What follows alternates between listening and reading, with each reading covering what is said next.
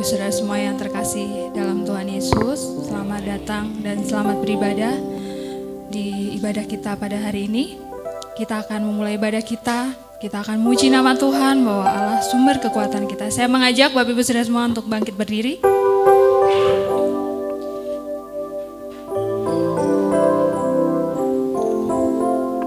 Kita akan memuji nama Tuhan. Kaulah kuatku, karena Tuhan adalah sumber kekuatan kita.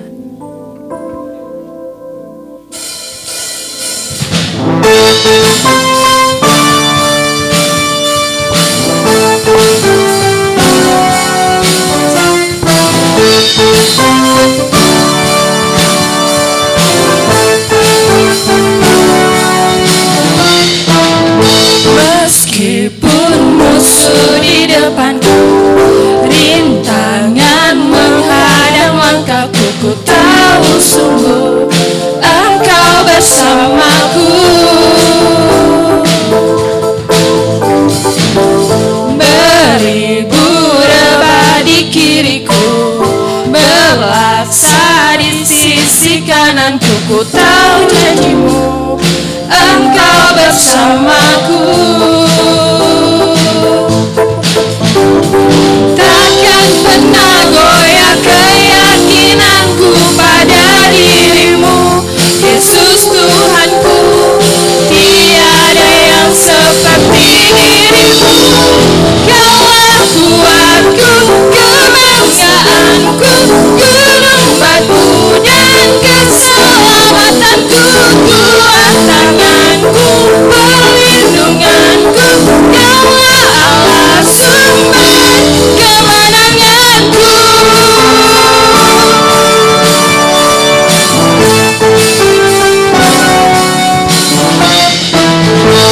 Meskipun musuh di depanku, rintangan menghadang langkahku, ku tahu sungguh Engkau bersamaku. Belakku rebah di kiriku, melaksa di sisi kananku, ku tahu janjimu Engkau bersamaku.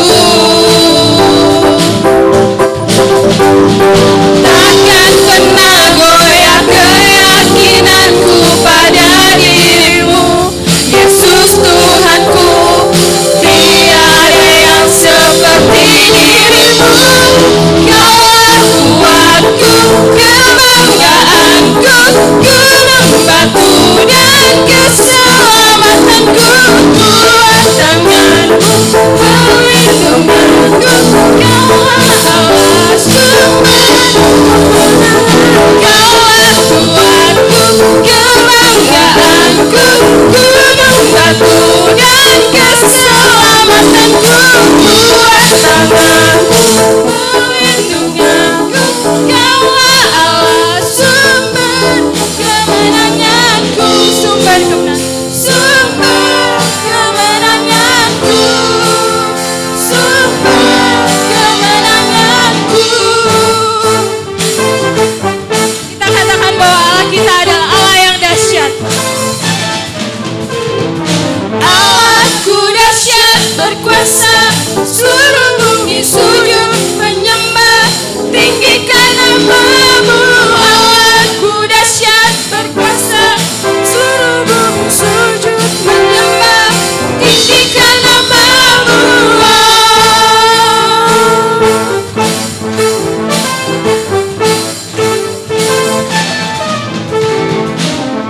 Dari utara ke selatan, terdengar pujian bagi Allah. Dari barat sampai ke timur, nama Yesus disanjung tinggi.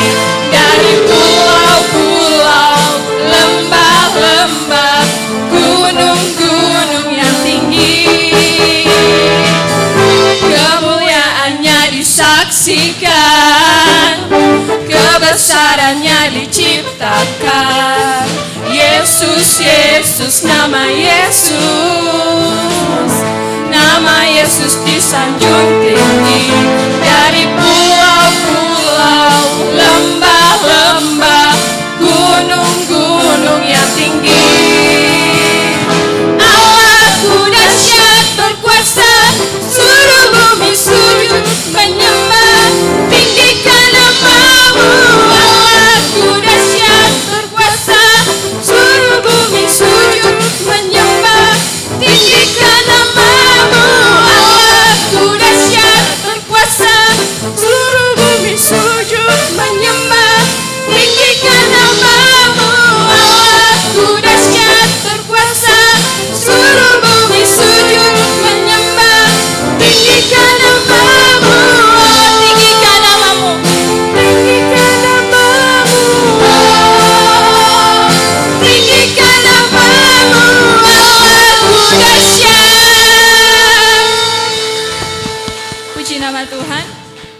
mendengarkan sambutan dan pengumuman yang akan disampaikan oleh Bapak Pendeta.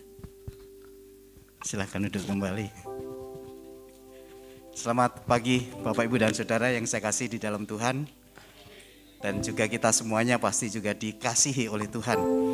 Bersyukur walaupun sekali lagi bahwa puncak-puncak keramaian Taman Safari dari hari Sabtu dan hari ini sudah mengular sampai di Macan Baru ya.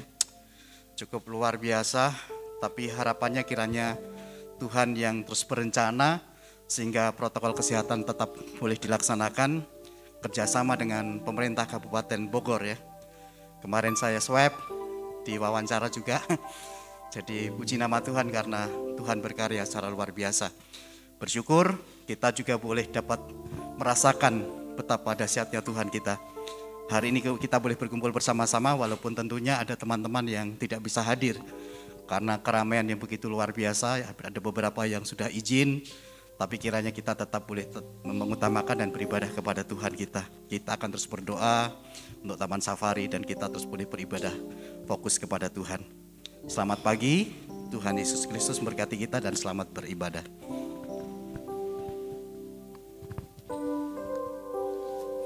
Kita akan masuki saat teduh pribadi kita.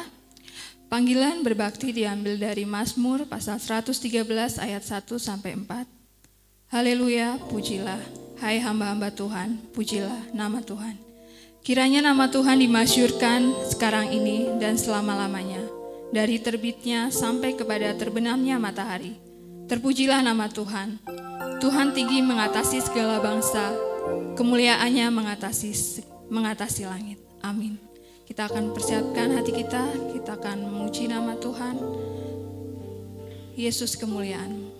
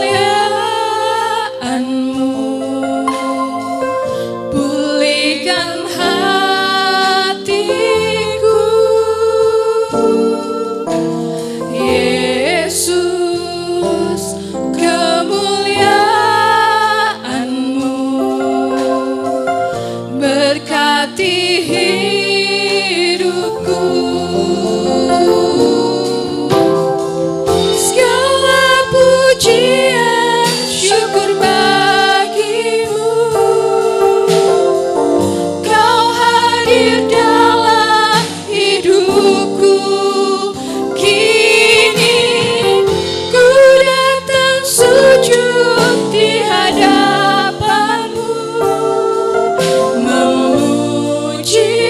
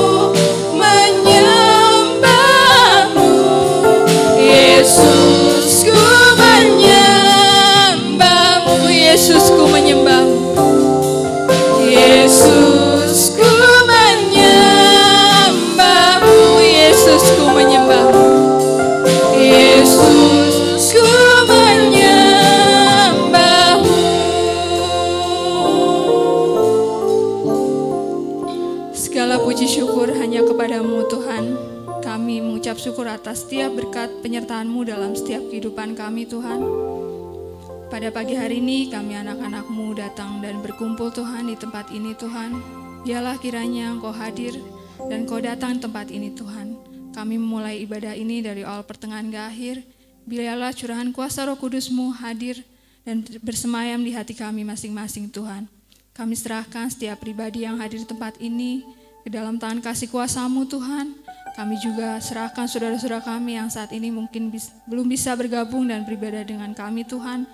Atau saudara-saudara kami yang saat ini sedang beribadah di rumah masing-masing. Kami percaya penyertaan-Mu sungguh luar biasa dalam setiap kehidupan kami Tuhan. Dan kami serahkan ibadah ini hanya di dalam nama Putra-Mu yang tunggal Tuhan kami Yesus Kristus. Kami telah berdoa. Amin. Kita akan memuji Tuhan kembali dengan pujian tema kita pada bulan ini. Kaulah harapan dalam hidupku.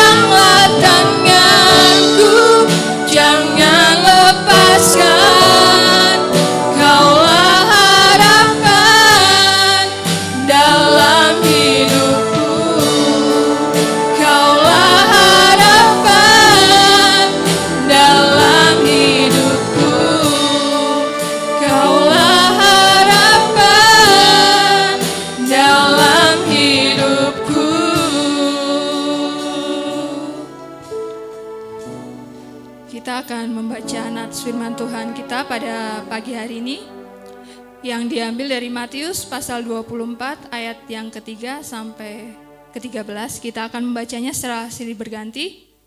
Kaum wanita akan membaca ayat yang ganjil dan kaum wanita akan membacakan ayat yang genap.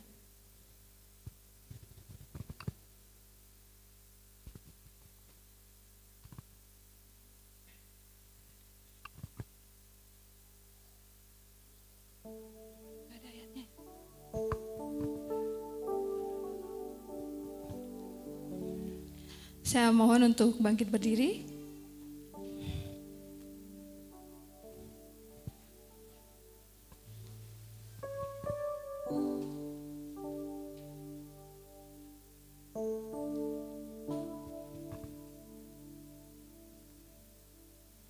Dimulai dari kaum wanita.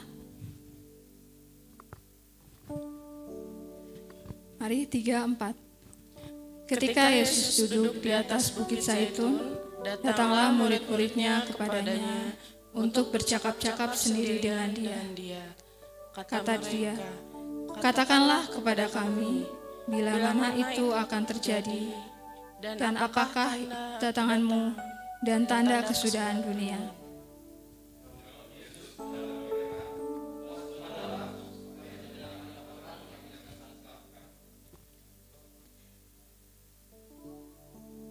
Sebab banyak orang akan datang dengan memakai namaku dan berkata, "Akulah Mesias," dan mereka akan menyesatkan orang.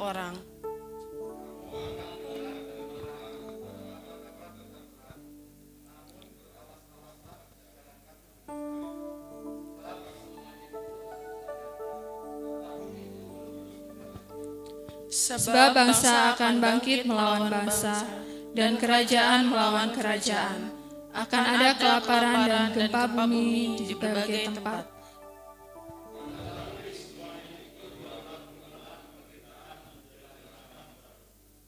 Pada waktu itu kamu akan diserang supaya disiksa, dan kamu akan dibunuh dan akan dibenci semua bangsa oleh karena namaku.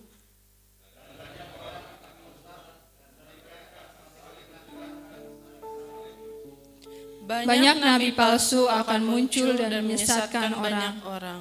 Dan karena makin bertambah banyak kedurhakaan, maka kasih kebanyakan orang akan menjadi dingin.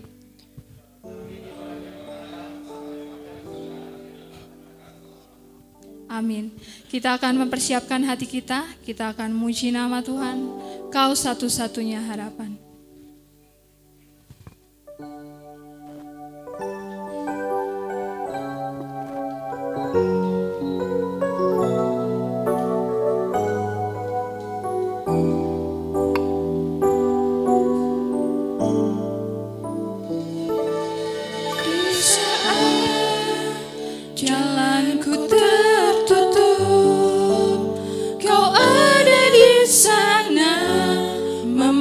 Jalan keluar,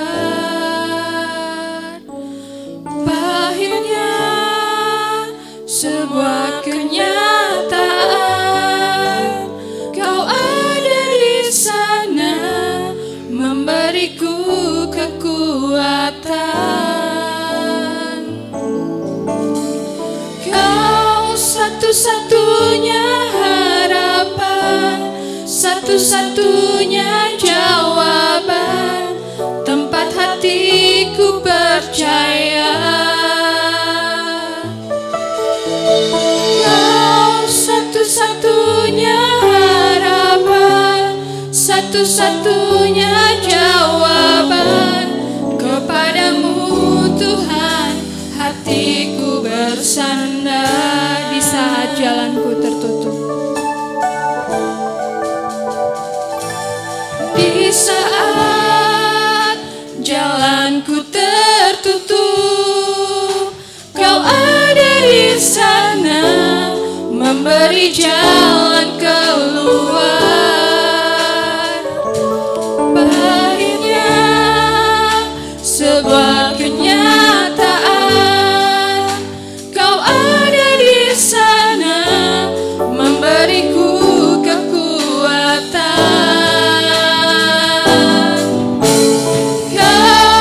satu-satunya harapan, satu-satunya jawaban, tempat hati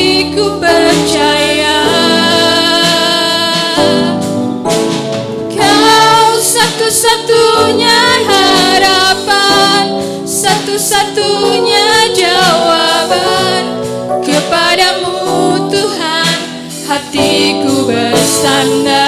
Kau satu-satunya harapan, Kau satu-satunya harapan, satu-satunya jawaban. Tempat hatiku percaya, Kau satu-satunya harapan, satu-satunya jawaban. Kepadamu Tuhan hatiku bersandar. Kau satu-satunya harapan, Kau satu-satunya harapan, satu-satunya jawaban. Tempat hatiku percaya, Kau satu-satunya harapan, satu-satunya jawaban. Kepadamu Tuhan hatiku bersandar. Kepadamu Tuhan hatiku percaya.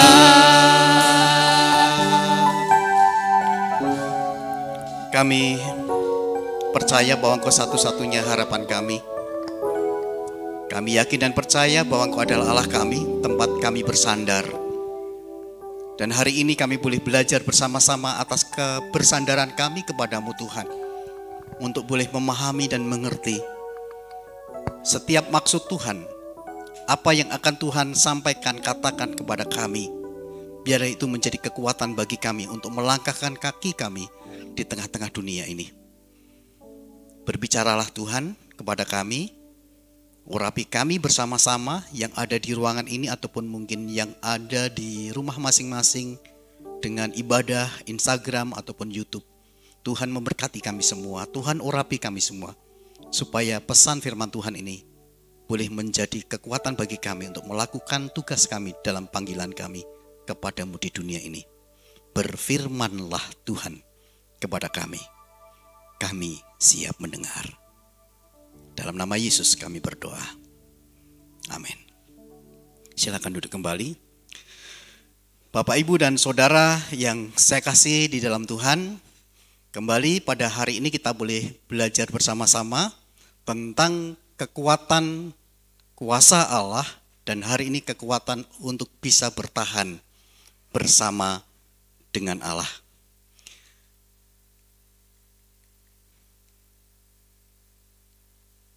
Saudara yang saya kasih di dalam Tuhan, mari kita bersama-sama merenungkan ketika kita belajar bersama-sama tentang bertahan. Saya senang badminton. Dari kecil, dari SD saya sudah main badminton, sampai SMA, sampai ketika ada di mahasiswa, sampai menjadi pendeta, walaupun sekarang harus terus membawa magicom dalam perut ya, tetapi masih tetap suka badminton. Dan sampai hari ini masih senang badminton. Dan saya paling senang untuk periode sekarang ini adalah Minions ya, Kevin. Nah saudara, bagaimana Kevin bisa bertahan begitu luar biasa dari serangan-serangan musuhnya ya. Dia bisa mengembalikan begitu hebat dan luar biasa dan luar biasa. Luar biasa di dalam pertahanan, luar biasa di dalam menyerang. Kalau sekarang ini Champions untuk sepak bola, ya jagonya Pak Albert Chelsea ya. Ya pasti ada pertahanan, ada menyerang seperti itu. Nah dulu saya senang Orange, Belanda. Ketika ada Van Rijkaard, Ruud Gullit, lalu ada Marco van Basten, Ronald Koeman, Overmars, dan sebagainya. Senang sekali melihat permainan-permainan yang hebat dan luar biasa. Penonton senang. Kalau jagonya menang disorakin, kalau jagonya kalah, gitu ya. Seringkali ini juga yang ada di dalam kehidupan kita ketika kita sedang mencoba untuk bertahan dengan berbagai situasi dan kondisi dan keadaan yang mungkin tidak menyenangkan di dalam kehidupan kita. Terkadang kita harus bertahan, terkadang kita siap untuk bertahan, dan terkadang kita menjadi kewalahan untuk bertahan.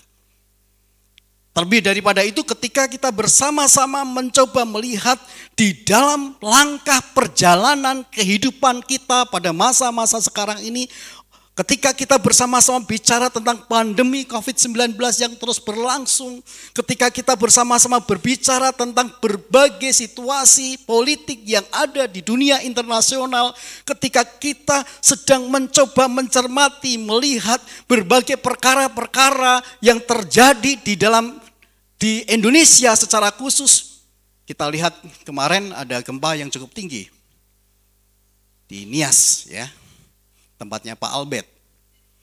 Ya, bersyukurnya tidak terdampak di tsunami, saudara. Bukan seperti beberapa waktu yang lalu. Sesuatu yang sedang kita coba lihat, sesuatu yang membuat kita merasa gelisah. Bahkan ketika kita sedang menghadapi situasi yang sulit, ada krisis-krisis yang terjadi di masa kini. Dan kadang-kadang bisa membuat orang menjadi gila. Kadang-kadang bisa membuat orang mengalami sebuah stres yang sangat tinggi. Dan dengan emosi, stres yang sangat tinggi, bisa melahirkan sebuah dampak emosi yang sangat tinggi. Di tengah pekerjaan, dengan stressing yang tinggi, pulang, ya istri bisa menjadi sasaran, anak-anak dan sebagainya dan sebagainya. Itu bisa terjadi pada masa-masa sekarang ini. Ketika kita berpikir, ketika kita merenungkan ada krisis yang sedang kita hadapi, ada banyak hal yang negatif yang bisa terjadi. Bahkan ketika kita bersama-sama mencermati, melihat berbagai persoalan-persoalan yang ada di dunia sekarang ini, kita bisa merenungkan bersama-sama di mana krisis ini juga membawa dampak sebuah egoisme. Mementingkan diri sendiri. Ego yang sangat besar terhadap sesama, akhirnya apa yang terjadi di dalam dirinya, mereka tidak akan pernah memikirkan orang lain, yang dipikirkan adalah dirinya sendiri. Bagaimana saya bisa bertahan hidup? Bagaimana saya bisa senang? Bagaimana saya bisa melakukan hal-hal yang mungkin itu menjadi kesukaan kita sendiri tanpa memikirkan dampak dari sesama kita. Kalau lu mati ya mati, katakanlah seperti itu ya. Yang penting aku ingin bertahan hidup bagaimanapun caranya. Terjadi pada masa sekarang ini. Nah, saudara yang saya kasih dalam Tuhan, hal yang sama yang sesungguhnya sedang juga dihadapi oleh para muridnya. Ketika kita melihat ayat 1 dan ayat yang kedua tentang keruntuhan bait Allah, kita bisa merenungkan bahwa tidak ada satu batu pun yang ada di sini akan tetap berdiri, semuanya akan hancur, kata Yesus kepada para muridnya. Para muridnya menjadi bingung, apa yang akan terjadi? Sehingga di dalam ayat yang ketiga, bila mana Tuhan hal itu terjadi? Kapan sih Tuhan kedatanganmu? Saudara yang saya kasih di dalam Tuhan, masa-masa menjelang daripada Tuhan Yesus Kristus naik ke surga, masa-masa daripada menjelang daripada Tuhan Yesus ingin ada sesuatu yang bisa dikerjakan pada para muridnya, ada pesan-pesan khusus yang memang sedang disampaikan oleh Tuhan Yesus Kristus kepada murid-muridnya untuk menghadapi berbagai situasi yang ada di dunia ini. Dan pesan-pesan itu juga pasti dan tentunya akan menjadi pesan yang baik buat kita bersama-sama. Nah, saudara yang saya kasih di dalam Tuhan, wah nggak bisa lagi, Bang, minta tolong Bang. Bagaimana kita bisa bertahan bersama dengan Allah dalam dunia ini? Tuhan Yesus memberikan pesan ini kepada para muridnya, bagaimana mereka bisa bertahan. Memberikan pesan kepada kita bersama-sama, bagaimana kita bisa bertahan. Ada 3 prinsip penting bagi kita bersama-sama hidup dalam keberanian di saat situasi krisis terjadi. Kita berani menghadapinya atau tidak? Yang kedua, kita hidup di dalam kewaspadaan. Kita harus waspada karena ada banyak kesesatan di dunia ini. Yang ketiga, kita hidup di dalam kasih sampai Tuhan Yesus datang kembali. Nah, saudara yang saya kasih di dalam Tuhan, mari kita akan melihat bersama-sama dari 3 prinsip ini. Prinsip yang pertama, saudara sekalian, mari kita renungkan bersama-sama. Ini adalah prinsip bagaimana kita bisa bertahan bersama dengan Allah, kekuatan untuk bertahan bersama dengan Allah. Ada sebuah kuasa bagaimana para muridnya bisa bertahan. Ada kekuatan yang luar biasa bagaimana saudara dan saya bisa bertahan adalah ketika saudara dan saya diberikan pesan oleh Allah supaya saudara dan saya hidup dalam keberanian di saat situasi krisis sedang terjadi. Situasi krisis adalah situasi yang sangat rawan, situasi yang sangat genting, yang bisa menghancur luluhkan siapapun termasuk orang-orang percaya. Yang ini ditujukan kepada orang-orang yang dipilih oleh Tuhan, kepada para muridnya, ditujukan kepada kita semua sebagai orang-orang yang menyembah Allah. Krisis politik sedang terjadi, saudara sekalian. Kita bisa melihat Israel masih tetap, kita masih bisa melihat bangsa melawan bangsa, perang terjadi. Kita bisa melihat hal ini, sebuah krisis. Krisis politik terjadi. Bukan hanya bangsa melawan bangsa, bukan hanya sekedar perang senjata, tetapi perang dengan diam-diam antar bangsa bisa terjadi. Di tengah-tengah kehidupan organisasi yang sangat besar, ada banyak permainan politik yang terjadi pada saat itu dan pada saat ini, saudara sekalian. Mungkin ada banyak gontok-gontokan, ada banyak pertikaian antar golongan. Itu bisa terjadi. Ini bukan hanya dari segi pemerintahan saja, saudara sekalian. Dalam pemerintahan gereja pun bisa menghadapi hal yang sama. Bagaimana konflik bergejolak dan terjadi, dan akhirnya perpecahan gereja terjadi. Saudara bisa mendengar di media massa dan sebagainya, ada banyak gereja yang bertikai dan ada banyak gereja yang akhirnya terpisah, berpecah belah menjadi gereja yang lain. Karena ada permainan politik. Nah, saudara sekalian, bukan hanya krisis politik, kita bisa melihat krisis ekonomi, bencana kelaparan, bencana gempa bumi. Hal ini terjadi, saudara sekalian. Kemarin beberapa saat yang lalu ada banjir, ada topan yang ada di Kupang dan sebagainya. Kita bisa melihat ketika kita ada di luar sana, ada banyak pengemis-pengemis, walaupun mungkin ada pengemis-pengemis yang benar dan pengemis-pengemis yang tidak benar. Pada masa-masa hampir lebaran ini banyak orang yang meminta-minta. Tetapi saya menekankan di sini bahwa sesungguhnya dari krisis yang sedang terjadi berkenaan dengan COVID-19 ini juga mengalami sebuah krisis ekonomi. Resesi ekonomi yang ada di dalam pemerintahan kita, tetapi juga pasti dan tentunya ada di dalam kehidupan keluarga kita juga. Kita bekerja, ya bersyukur ya kita masih tetap bisa bekerja. Yang lainnya mungkin masih ada yang dirumahkan, yang bahkan di PHK dan sebagainya. Mereka harus menghidupi keluarga. Kita masih bersyukur walaupun mungkin harus dibayar separuh misalnya. Kita masih bisa mendapatkan sesuatu untuk menghidupi keluarga kita. Kebutuhan hari lepas hari. Tetapi ada banyak di luar sana krisis ekonomi terjadi. Kita bisa menyaksikan, kita bisa melihat. Bukan hanya bencana kelaparan, bukan hanya bencana gempa bumi, saudara sekalian. Tetapi ada masalah-masalah yang timbul, yang lainnya kita bisa melihat di jalan raya, ada banyak kecelakaan-kecelakaan yang terjadi. Yang melahirkan sesuatu di mana ketika hal itu terjadi dan akhirnya dampak dari kecelakaan yang terjadi. Ada yang meninggal dan sebagainya. Krisis ekonomi terjadi dari keluarga yang mengalaminya. Kemarin saya mencoba melihat di YouTube di Kedung Ombo ya, Kedung Ombo, Jawa Tengah. Mereka berlebaran naik perahu, ada sekitar 19 orang makan di rumah makan apung, katakanlah seperti itu. Dari tepi sampai hampir sampai ke warung apung, semua pada selfie.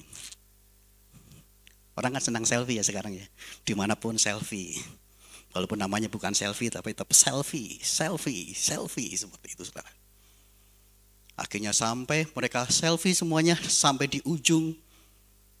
Dan akhirnya karena semuanya ada di ujung, terbalik.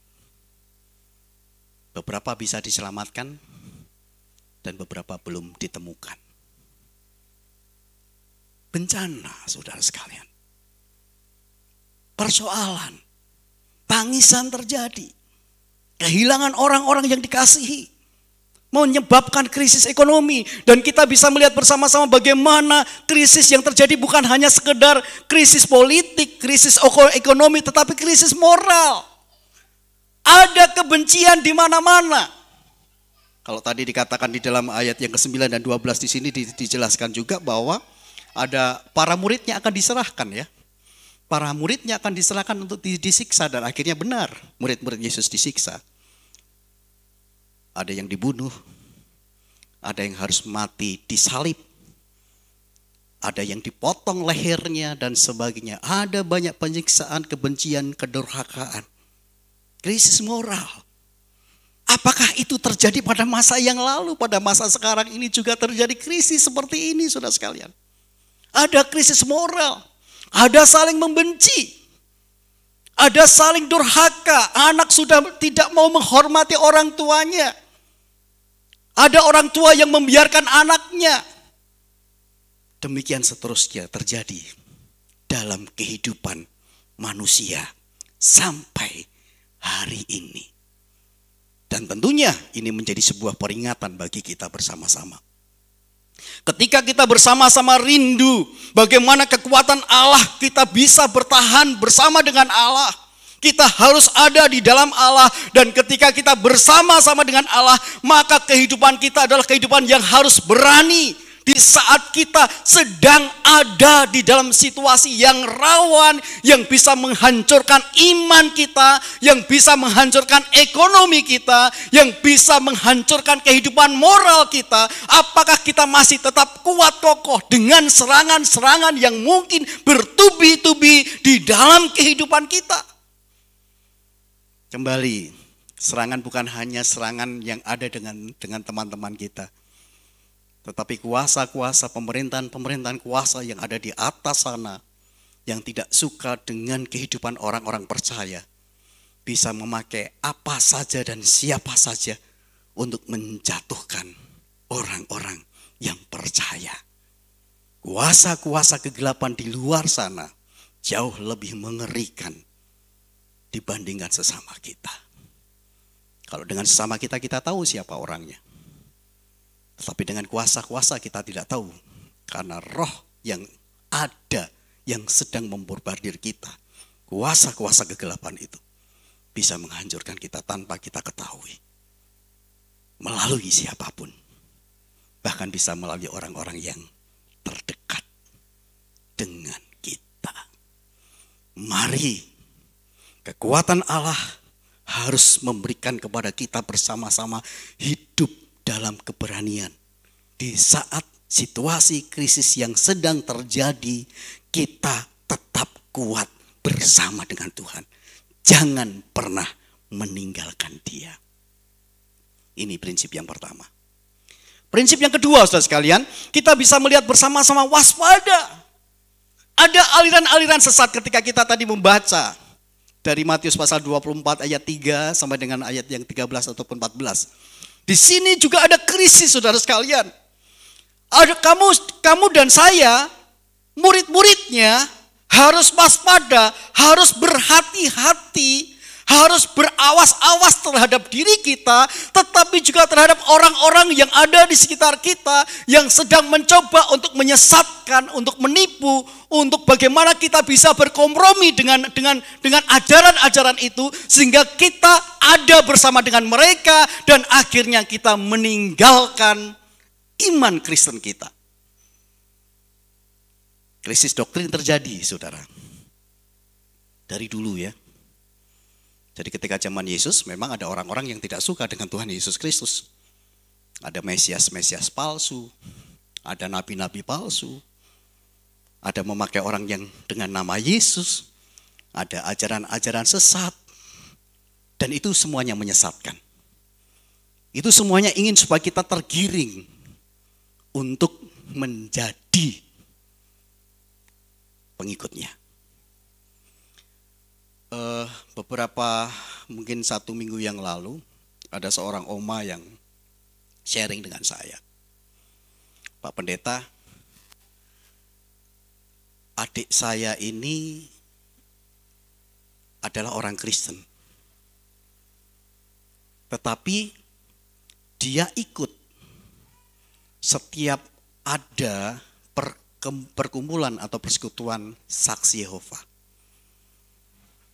Kalau seperti ini salah atau tidak, Pak Pendeta? Dia tetap percaya Yesus. Tetapi dia akan tetap ikut persekutuan yang mereka buat. Dia melakukan apa yang mereka buat. Dia ada bersama-sama dengan mereka. Dia sudah tidak mau ke gereja. Dia sudah tidak mau membaca Alkitab kita. Tetapi membaca Alkitab dari saksi Yehova. Tetapi dia mengatakan, saya tidak akan meninggalkan Yesus. Saudara sekalian, ini bicara tentang kompromisme. Bicara tentang bagaimana aliran-aliran yang menyesatkan bisa membawa kita nyaman. Yang penting kamu tetap percaya Yesus, mari kita ikut dengan aliran kita, dengan ajaran kita. Bisa terjadi, saudara. Tetapi ketika kita menjadi pengikut mereka, apakah kita tidak berdoa dengan nama yang mereka sebutkan? Apakah ketika kita ada di dalamnya kita tidak membawa sebuah penyembahan yang sama dengan mereka menyembah? Siapa yang disembah oleh mereka? Siapa yang disebut oleh mereka? Saya katakan seperti itu.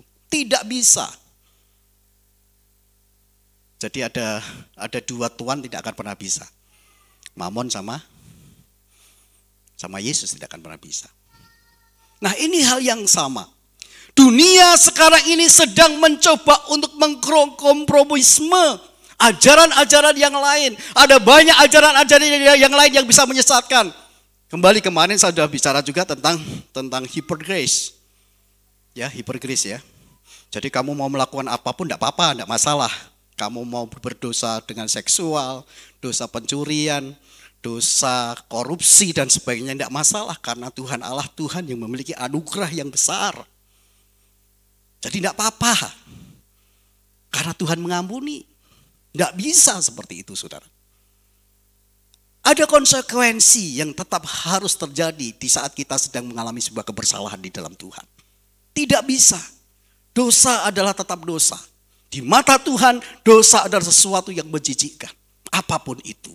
Itulah sebabnya ketika bicara tentang hidup dalam kewaspadaan, kita perlu berawas-awas di dalam diri kita, berhati-hati di saat kita bertindak, karena ada krisis doktrin yang sedang terjadi pada masa sekarang ini. Apalagi saudara sekalian, kita dengan multimedia yang cukup besar yang bisa berdampak dengan ibadah online, kembali persekutuan sudah menjadi hilang.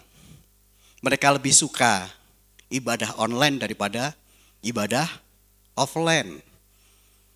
Kenapa? Ya mungkin kalau yang memahami, mengerti, sesungguhnya bisa itu menjadi sesuatu yang baik. Jika tidak, banyak survei membuktikan ketika mereka ibadah online, kadang-kadang mereka pakai kotang aja ya, kaos kotang. Kaos dalam saja.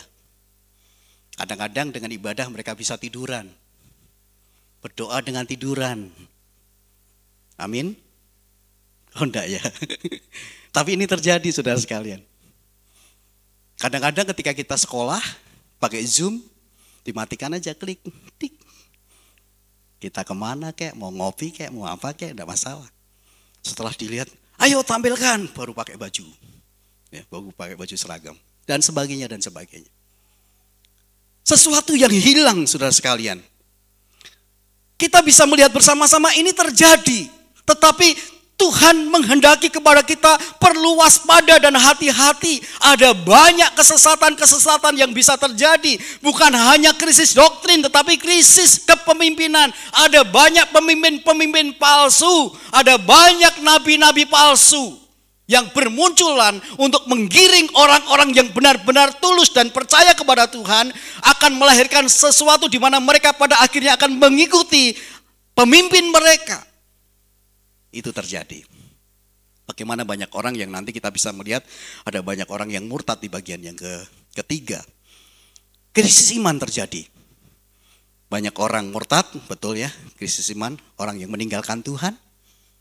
Karena dampak dari resesi ekonomi politik tadi, dampak dari krisis doktrin yang terjadi, saling mempersalahkan, saling menghakimi, dan akhirnya tidak ada kasih di dalam dirinya. Kasihnya mulai menjadi dingin.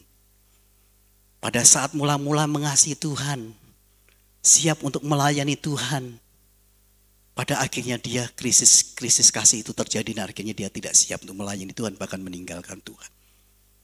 Tuhan, berikan saya kepandaian. Tuhan, berikan saya pekerjaan. Tuhan, berikan saya kesembuhan. Tuhan menjawab, diberikan kepandaian, diberikan kesehatan, diberikan pekerjaan. Setelah itu terjadi, akhirnya lupa dan lalai. Ketika sedang menghadapi situasi yang krisis, mereka melayani Tuhan dengan hebat dan luar biasa. Mereka menyembah Tuhan dengan begitu hebat dan luar biasa. Tetapi setelah ada, terkadang semuanya akhirnya menjadi krisis iman. Semuanya ditinggalkan. Karena kembali keegoisan terjadi.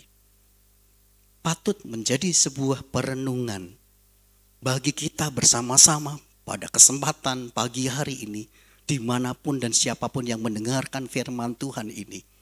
Mari kita belajar waspada. Jangan sampai kasih kita menjadi dingin. Tuhan sudah memberikan hal yang besar dalam hidup kita. Kita tidak perlu hitung-hitungan dengan Tuhan.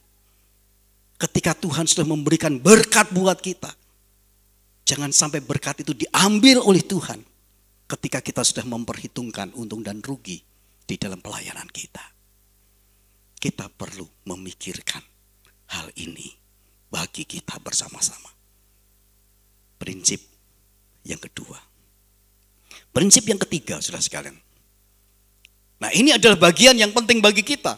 Kita sadar, kita tahu hidup dalam kemudian di saat kita sedang menghadapi situasi krisis pada masa kini, kita harus awas-awas, berhati-hati, memperhatikan dengan seksama, karena ada banyak ajaran-ajaran sesat, ada banyak orang-orang yang menyesatkan, sehingga pada prinsip yang ketiga ini, inilah yang seharusnya menjadi satu motivasi bagi kita bersama-sama hidup di dalam kasih sampai Tuhan Yesus datang. Saudara yang saya kasih di dalam Tuhan, di dalam ayat yang ketiga sungguh-sungguh menekankan bagi kita kehidupan yang senantiasa melihat firman Tuhan sebagai kiblat hidup orang percaya. Bila manakah hal itu terjadi, kembali bahwa firman Allah sudah menjelaskan, sudah menegaskan kepada kita bersama-sama, ada masa-masa, ada proses-proses bagaimana kedatangan Tuhan akan terjadi. Dan proses itu sedang terjadi. Sampai hari ini kita tidak tahu hal itu kapan akan terjadi. Tetapi yang kita sadar, kita tahu bahwa ketika kita bicara tentang kasih sampai Tuhan Yesus Kristus datang, maka apa yang harus ada dalam kehidupan kita adalah kehidupan yang senantiasa melihat firman Tuhan sebagai kiblat hidup orang percaya. Jangan tinggalkan firman Tuhan. Saudara yang saya kasih di dalam Tuhan, ada sebuah cerita, saudara sekalian. Ada seorang anak yang baru pulang dari kebaktian sekolah minggu. Lalu ibunya bertanya, "Nak, apa yang diceritakan guru sekolah minggumu hari ini?" Si anak menjawab, "Wah, seru Bu. Hari ini ceritanya tentang Musa. Musa yang membawa orang Israel keluar dari Mesir." Ibunya dengan bangga tersenyum dan bertanya, "Coba ceritakan kepada ibu." Anaknya mulai bercerita dengan sangat-sangat antusias. "Musa Bu, Musa membawa orang Israel pergi. banyak orang Israel, Musa membawa mereka berjalan dalam barisan yang hebat, tertata rapi. Dan yang lebih hebat lagi, prajurit Mesir sedang mengejar mereka. Tetapi celakanya mereka sampai ke tepi laut luas. Begitu tiba di tepi laut yang luar biasa, Musa melemparkan bom atom yang besar ke tengah lautan. Boom!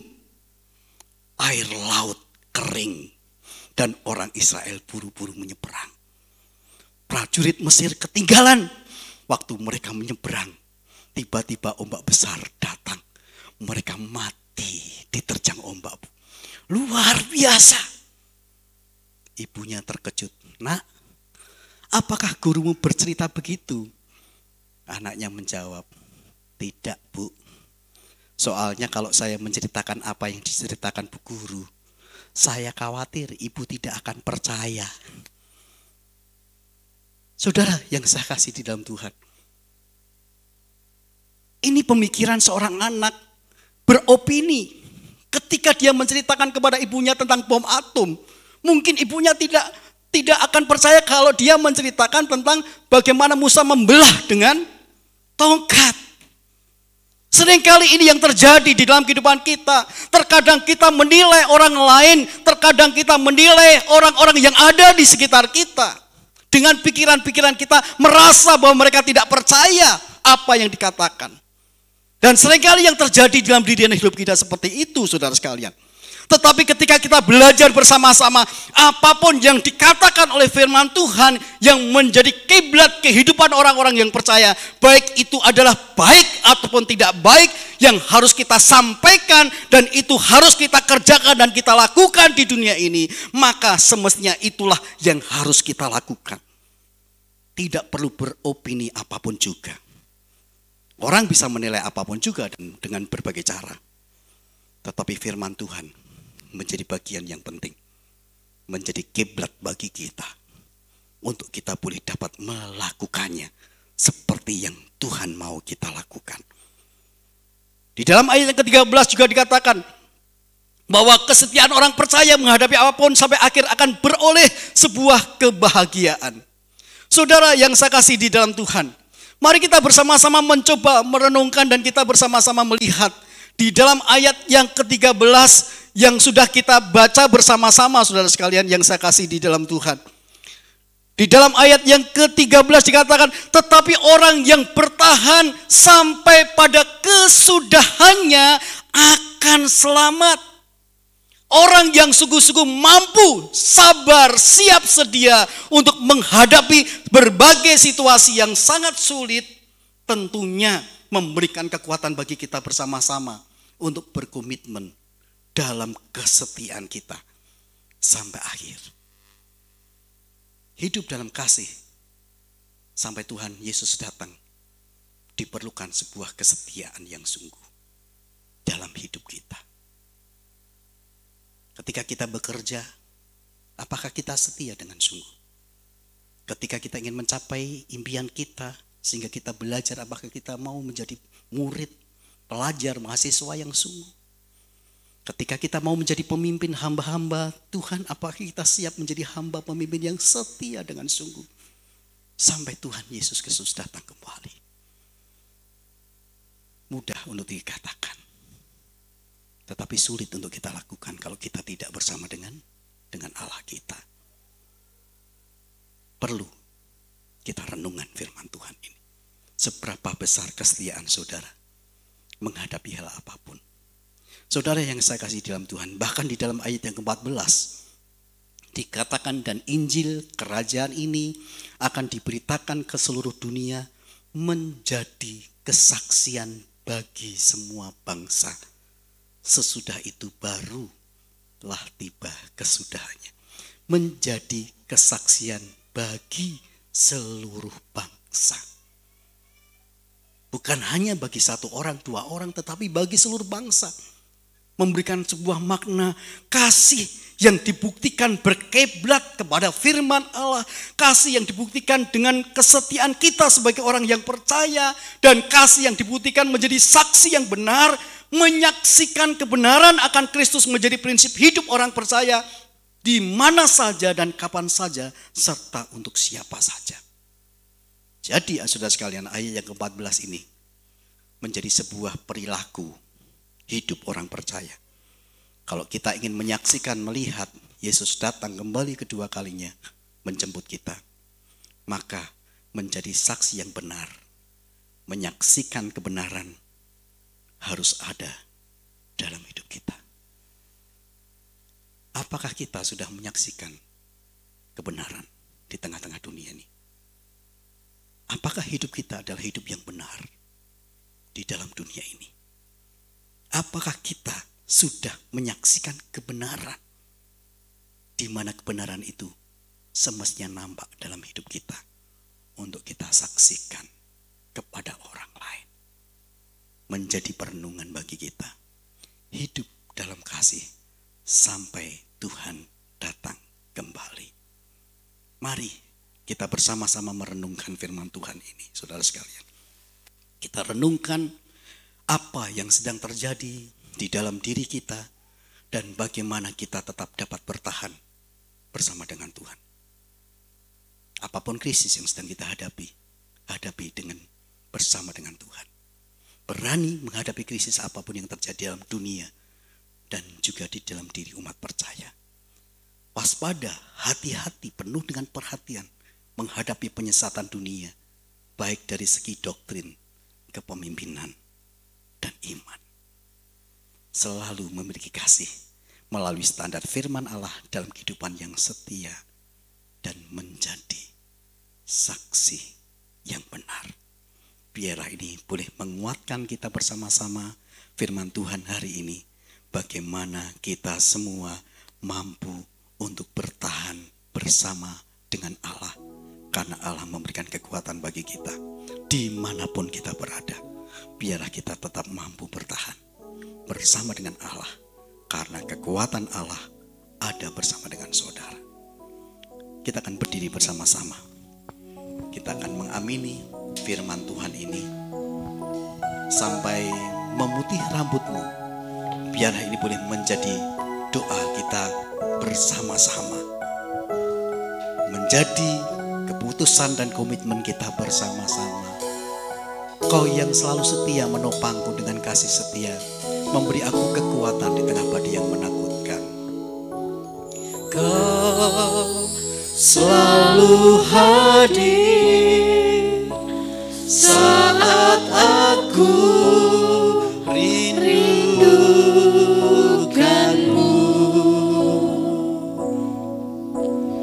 Kau yang selalu setia menopangku dengan kasih setia, memberi aku kekuatan di tengah badai yang menakutkan. Kau selalu hadir saat aku rindukanmu.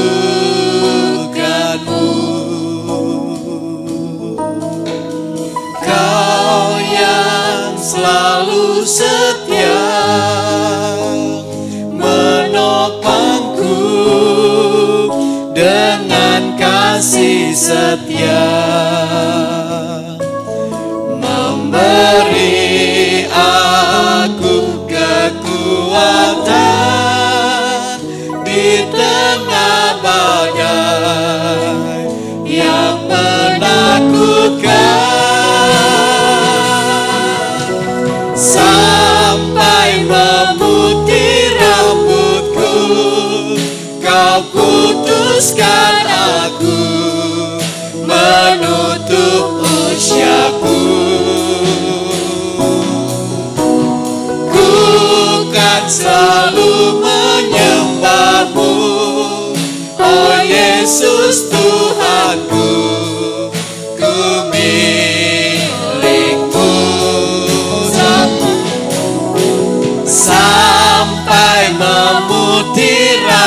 rambutku, kau putuskan aku, menutup usiaku. Ku kan selalu menyembahmu, oh Yesus Tuhanku, ku milikmu, selamanya bagimu. Kita berdoa bersama-sama. Bapa yang baik, di saat kami menghadapi berbagai situasi apapun Tuhan, kami boleh belajar akan murid-murid-Mu yang belajar dari-Mu. Kami boleh belajar dari firman-Mu, supaya kami tetap bisa bertahan dalam situasi dan keadaan apapun. Kami boleh hidup di dalam keberanian, karena kami punya kekuatan Allah yang kuat yang ada di dalam hidup kami. Kami boleh hidup di dalam kewaspadaan dan kehati-hatian dalam bersikap, bertindak, dan berpikir. Karena kami tahu ada banyak penyesatan-penyesatan yang terjadi.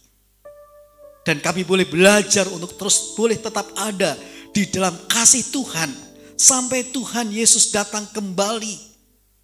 Karena kami sadar dan kami tahu bagaimana kami hidup untuk berkiblat kepada firman-Mu, sehingga kami tetap setia dan menjadi saksi yang benar.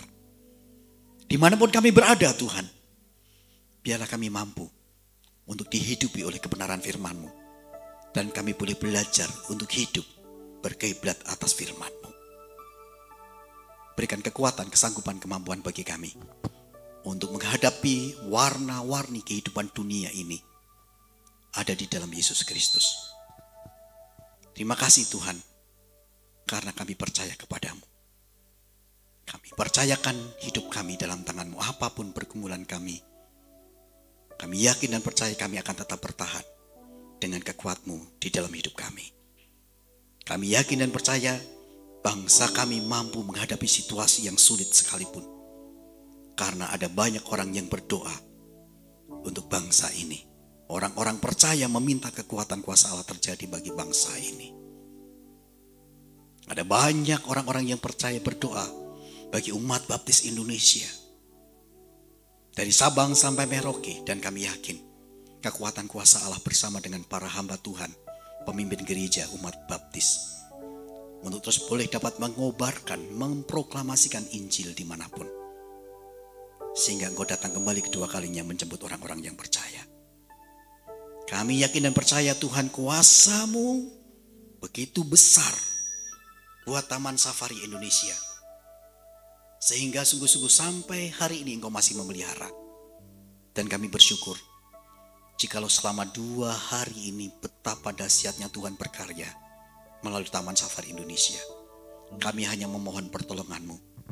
Kiranya Engkau menjagai setiap pengunjung dan karyawan yang ada, dijauhkan daripada COVID-19. Terima kasih atas pemerintahan Kabupaten Bogor yang boleh bekerja sama, Dinas Pariwisata dan Kesehatan yang ada. Engkau memberkati. Terima kasih atas pemimpin-pemimpin Taman Safari Indonesia yang terus bekerja secara luar biasa. Engkau berkati. Terima kasih atas satwa, atas flora yang ada. Bahkan setiap pertunjukan yang ada diberikan kemurahan Tuhan, sehingga dijauhkan di segala kecelakaan apapun. Berkati Taman Safari Indonesia. Safari Park Baptis Indonesia Tuhan juga berkati dengan berbagai aktivitas kegiatan yang dilakukan di dalam penjangkauan, di dalam pemberitaan Injil, di dalam pembentukan karakter, di dalam pertumbuhan iman. Kami semua diberikan kekuatan untuk terus boleh ada bersama dengan Tuhan. Terima kasih atas Taman Safari yang boleh memberikan sarana prasarana buat kami. Secara khusus Pak Tony dan Ibu Yani memberkati. Kami semua boleh dapat menikmati berkat yang luar biasa melalui tempat ini, menjadi tempat kami menyembah Tuhan. Berkat-Mu limpahkan atas seluruh jemaat Tuhan dengan berbagai pergumulan hidup. Kami serahkan GBC bersama dengan mitra kerja yang ada. Ada yang ada di Citra Indah Jonggol, ada Kelapa Gading, ada TLCC, ada mobilisasi etnis Tionghoa di Gondang Dia, di Tegal, Bangka, Talu Susua, Kemang, Bogor, bahkan Kerinduan. Setiap Taman Safari Indonesia ada pekerjaan baptis. Tuhan menolong memberkati kami semuanya. Terima kasih Bapa. Kami bersyukur atas karya-Mu buat kami. Dan kami serahkan di saat kami bekerja pada kesempatan hari ini, Tuhan tolong. Supaya setiap orang yang kami temui siapapun itu, kami boleh menjadi berkat buat mereka. Atas kemurahan Tuhan. Anak kami, Sevanya yang berulang tahun, Tuhan memberkati. Yang sudah memberikan persembahan persepuluhan dan minggu yang lalu Tuhan memberkati. Bahkan di saat kami memberikan persembahan persepuluhan pada hari ini, Tuhan juga memberkati kami. Terima kasih Tuhan. Pada akhirnya kami menyerahkan diri kami, pribadi lepas pribadi pada hari ini. Apapun pergumulan kami Tuhan yang menopang dan menolong. Supaya kami tetap dimampukan untuk bertahan dalam setiap pergumulan kami bersama dengan Engkau. Memberkati aktivitas kami di hari ini. Ada pertemuan saung, bahkan persekutuan saung. Pada nanti sore Tuhan yang memberkati kami. Supaya semuanya bukan karena supaya kami dipuji dan diagungkan. Tetapi biarlah semua yang diagungkan adalah Tuhan Yesus Kristus. Akhirnya kami menyerahkan berkat-Mu limpahkan atas kami. Ketika kami bersama-sama meninggalkan tempat ini. Kasih yang dari surga. Anugerah dari Tuhan Yesus Kristus. Dan persekutuan Roh Kudus. Akan menjadi berkat yang terbaik dalam kehidupan kita hari ini sampai selama-lamanya. Kita semua diberkati dan menjadi berkat. Terima kasih buat kasih setia-Mu Tuhan. Penyertaan-Mu sempurna buat kami dalam kehidupan kami.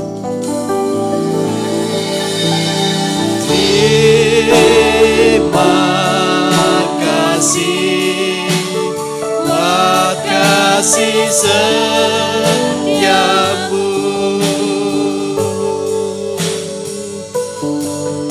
Penyertaan-Mu sempurna, janji-Mu tak pernah terlambat menolongku.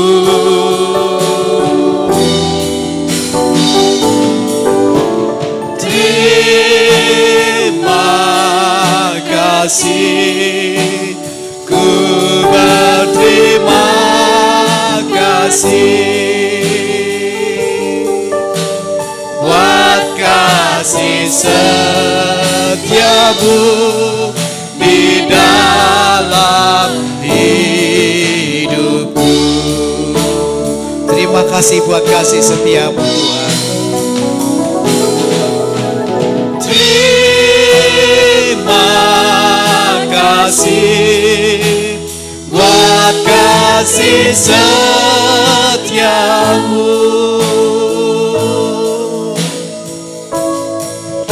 Penyertaan-Mu sempurna, janji-Mu tak pernah terlambat menolongku.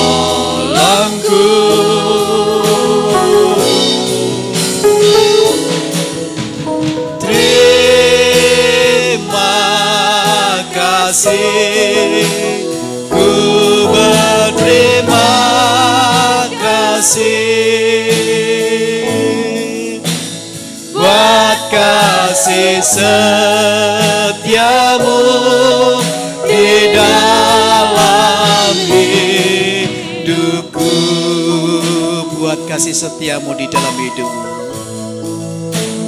Buat kasih setia-Mu